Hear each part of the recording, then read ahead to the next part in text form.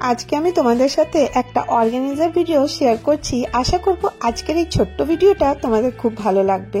তো দেখো, পুরনো শাড়ি দিয়ে আমি তোমাদের জন্য একটা সুন্দর অর্গানাইজার বানিয়ে এনেছি। এগুলো কিন্তু বাজারেও কিনতে পাওয়া যায়।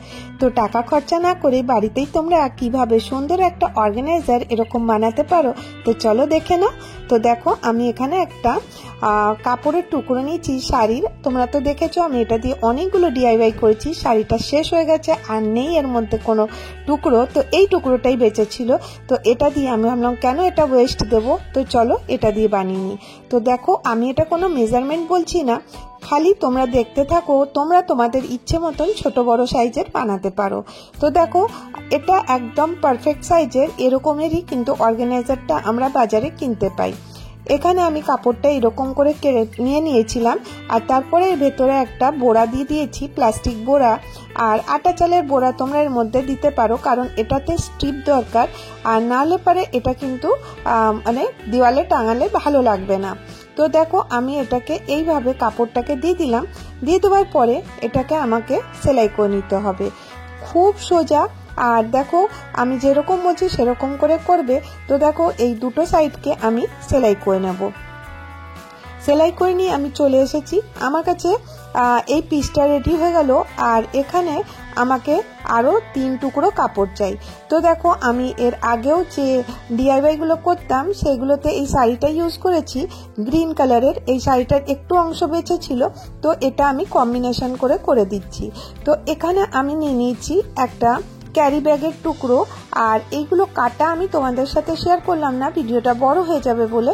তো দেখো, এইভাবে কেটে নিয়েছি। এই রকম করে দুটো পার্টকে উল্টো, এরকম মানে সোজা পার্টটা ভেতরের দিকে আছে, তোমরা স্ক্রিনে দেখো তাহলেই বুঝতে পারবে। আর উল্টো পার্টটা আমি উপরের দিকে রেখেছি। দিয়ে জাস্ট খালি এটাকে আমি জয়েন করব। 3টে এরকম আমাকে বানিয়ে নিতে হবে। তো চলো জয়েন করে নিয়ে চলে আসি। তো দেখো, জয়েনটা করে নিয়েছি। এরপরে এটাকে আমি উল্টে দেব। দুটো এই ক্যারি ব্যাগটার সাথে এটাকে আমি দেখো এরকম করে উল্টে দিচ্ছি। তো তোমরা মেজারমেন্টটা আশা করি বুঝতে পারছো কতটা বড় হয়েছে। তোমরা বক্সগুলো ছোট বড় বিভিন্ন সাইজের বানাতে পারো। আর এই যে লেসটা দেখছো, এটাও এই যে পিঙ্ক কালারের শাড়ি, এটার লেসটা আমি কেটে নিয়েছিলাম, চওড়া ছিল, দিয়ে ওটাকে আমি ফোল্ড করে নিয়েছি। ফোল্ড করে নেওয়ার পরে দেখো, এক্সট্রা যতটা আছে ওটা আমি কেটে বাদ দিয়ে দেবো। এরকম করে দেখো আমি 3টে পার্ট রেডি করে নেব। খুবই সোজা, আশা করি তোমরা বুঝতে পারছো। তো দেখো, এরকম করে আমি নিয়ে এসেছি। আর এখানে জাস্ট এটাকে আমাকে উপর থেকে সেলাই করে দিতে হবে। এটাতে কোনো ঝামেলা নেই, জিপ লাগানোর নেই, কিচ্ছু করার নেই। খুব সহজেই কিন্তু এটা তোমরা রেডি করতে পারো। তো দেখো, এইভাবে আমি সেলাই করে নেব।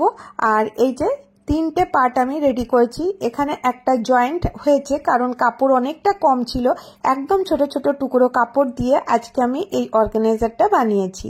তো দেখো, 3টেকে আমি সেট করে রেখে দিলাম, একটু একটু জায়গা রাখলাম, ছেড়ে রেখে দিলাম।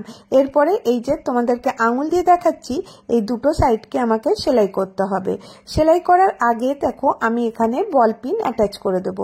বল পিন অ্যাটাচ করলে কি হবে, তোমরা যখন এটা সেলাই করবে তখন এটা নড়বেও না, চড়বেও না। আর এই দেখো, দুটো দিক আমি সেলাই করে নিয়ে চলে আসছি। আর এই যে এর নিচটা তো সেলাই করে নিয়েছি। তো এটাকেও 3টে পকেট মতন হয়ে গেল। আমাদের অনেক জিনিসপত্র থাকে, যেগুলো ছোট মোটো জিনিসগুলো কিন্তু আমরা এর মধ্যে অর্গানাইজ করে রাখতে পারি। এবার এটা টাঙাবার ব্যবস্থা করতে হবে। তো সেই জন্য আমি এখানটাতে ত্রিভুজের মতন করে নেব। ট্রায়াঙ্গেল শেপ দেওয়ার জন্য প্রথমে কি করব, এটাকে আমি ডবল ফোল্ড করে নিলাম, দিয়ে মিডিলটা পার করে নিলাম। এরপর একটা স্কেল নিয়েছি, দিয়ে দুটো লাইন দুদিকে টেনে দিচ্ছি। তো এইভাবে করবে। তো মেজারমেন্টও নেওয়ার দরকার হবে না, তোমরা কিন্তু ইজিলি করে নিতে পারো। তো এখানে এবার আমি এটা কেটে দেব। তো দেখো, এটা দেখতে কিন্তু খুব সুন্দর হয়। তোমরা যদি চাও যে ট্রায়াঙ্গেল করবে না, এমনি স্কোয়ার রাখবে, তাহলেও কিন্তু রাখতে পারো। আমি এটা রাখলাম এই জন্য যে দেখতে ভালো লাগবে বলে। এবারে দেখো, আমাকে এবারে ফিনিশিং টাচ দিতে হবে। কি করব, এই দেখো, এই টুকরো কাপড়টাই আমার কাছে বেঁচে ছিল। তো এই ছোট্ট কাপড়টা দিয়েই আমার এর ফিনিশিং করতে হবে। তো কি করব, এই যে নিচের একটু অংশ দেখলে, প্রথমে এটা কেটে নিচ্ছি। তো দেখো, মেজারমেন্টটা তোমরা এইভাবেও নিয়ে নিতে পারো বা ইঞ্চি টেপ দিয়েও নিতে পারো। তো এটা তো একদম সিম্পল জিনিস, আমি কোনো মেজারমেন্ট নিচ্ছি না, ইঞ্চি টেপ আজকে বাড়ি করিনি, এমনি আমি এটাকে দিয়ে করে নিচ্ছি। তো দেখো এই রকমের কাপড়টাকে আমি হাফ হাফ করে কেটে নিলাম। কি করে আমি এখানের পাইপিংটা বানাবো দেখো, যেরকম করে রাখলাম ওই রকম করে একটা সেলাই দিয়ে উপর থেকে আরেকটা সেলাই দিয়ে দেবো। তো এরকম করে আমার পাইপিংটা রেডি হয়ে যাবে। আর হুক বানাবার জন্য একটা ছোট্ট কাপড়ে নিয়ে ওটাকেও আমি একদম হুক বানিয়ে নিলাম। আর এখানে দেখো এই যে এই পাটটা, যে লম্বা পাটটা ছিল, এটা আমি প্রথমে কেটে নেব। কি করব দেখো, এইভাবে দেখো আমি কেটে নিচ্ছি। তো এটার হাফ হাফ করে নেব। এটা ইঞ্চি হিসাবে দেখবে তো 3 ইঞ্চি করে হচ্ছে। তো আমি একটু বড়ই রেখেছি, কারণ পাইপিং দিতে ছোট করলে আবার মুছতে অসুবিধা হয়ে যায়। সেই জন্য দেখো আমি 3 ইঞ্চি করে কাপড় আমি এখানে নিয়ে নেব। তো দেখো এরকম করে কেটে নিলাম। দুটো টুকরো আমার কাছে চলে এলো। উপরেরটা আমি সব সেলাই করে নিয়ে চলে আসবো। কি করব দেখো, এই দেখো এইভাবে সেলাই করে এটাকে উল্টে দেব। তাহলে পরে এর ফিনিশিংও এসে যাবে আর দেখতেও কিন্তু খুব ভালো লাগবে। তো চলো মেশিনে চলে যাই, কিভাবে করছি একটু তোমাদের সাথে শেয়ার করি। তো দেখো এরকম করেই আমি পাইপিংটা দিয়ে নেব। কোনো ঝামেলা নেই, দেখো কত সহজেই তোমরা করে নিতে পারবে। যাদের কোনো সেলাই আসে না তারাও কিন্তু এটা ইজিলি করতে পারো। বাড়িতে দেখো এরকম ছোট মোটো অনেক কাজ থাকে, সেইগুলোকে আমরা যদি এরকম সুন্দর করে নিই, আমাদের টাকাও বাঁচবে আর কোনো পুরনো জিনিস ইউজও হয়ে যাবে। তো দেখো এর যে হুকটা আছে আমি এখানটাতে এইভাবে দিয়ে সেলাই করে নেব। হুক তোমরা রেডিমেড কোনো কাপ মানে সুতো দিয়েও করে নিতে পারো, কোনো যদি হুকিং করবার থাকে। তো এটা আমি কাপড় দিয়ে একটু পাতলা করে নিয়েছি। আর দেখো একদম আমার কিভাবে এটা অ্যাটাচ করছি, উপর দিকটা দেখো একটু ফোল্ড করলাম, আর কারণ এটাতেই ফিনিশিং আসবে। এইভাবে আমি কাপড়টার উপরে রাখবো, রেখে এইভাবে মেশিনটা এর উপরে যে চাপ দেব। চাপ দেওয়ার পরেই দেখবে এরকম করে আগে প্রথমে একটা লম্বা করে সেলাই আমাকে প্রথমে করে নিতে হবে। তো তোমরা দেখতে থাকো আমি কিভাবে করছি। এইভাবে দেখো লম্বা একটা আমি সেলাই দিয়ে নেব। এটা খুব সাবধানে করবে, কারণ নিচেও কাপড় আছে, ওটাকে মনে রাখতে হবে। আর সেলাইটা যাতে দেখা না যায় আর এর ফিনিশিং যেন ভালো আসে, এর জন্য দেখো এরকম করে আমি নিচের কাপড়টাও কিন্তু তোমরা দেখলে কি আমি ফোল্ড করেছি। এরপরে এটাকে আমি এইভাবে টার্ন করে নেব আর নিয়ে ডবল ফোল্ড করে দেব। তো এইভাবে ভালো করে কাপড়টাকে মুড়ে নিতে হবে। মুড়ে নেওয়ার পরে এই দেখো আমি কিভাবে করছি একটু লক্ষ্য করে দেখো, তাহলে বুঝতে পারবে।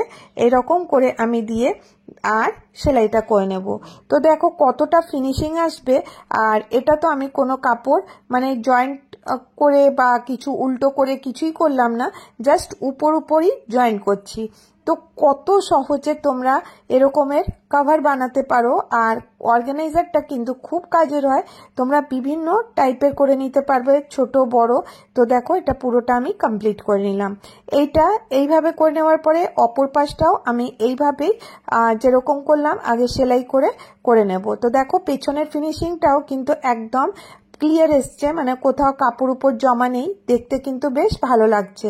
আর প্লাস্টিক বোড়াটা দেওয়ার কারণে এর মধ্যে কিন্তু একটা সুন্দর স্টিফনেস এসছে। তো দেখো কত সুন্দর একটা অর্গানাইজার তোমরা জিরো কস্টে ইজিলি বানিয়ে নিতে পারো। আর এর পকেটগুলো দেখো কতটা বড়, এতে তোমরা বিভিন্ন রকমের জিনিস রাখতে পারবে। তোমরা এটা ওয়ার্ড্রপের পাশে রাখতে পারো বা তোমরা এটাকে কোথাও টাঙিয়েও রাখতে পারো। তো এর মধ্যে তোমরা তোমাদের চশমা, চার্জার রেখে দিতে পারো। আশা করি আজকের ভিডিওটা তোমাদেরকে ভালো লেগে থাকবে। যদি ভালো লাগে তো তাহলে একটা করে লাইক করে দিও, আর যদি অনেক ভালো লাগে তাহলে চ্যানেলটাকে সাবস্ক্রাইব করে নিও। আবার দেখা হবে নেক্সট ভিডিওতে। ভালো থেকো, সুস্থ থেকো, বাই বাই।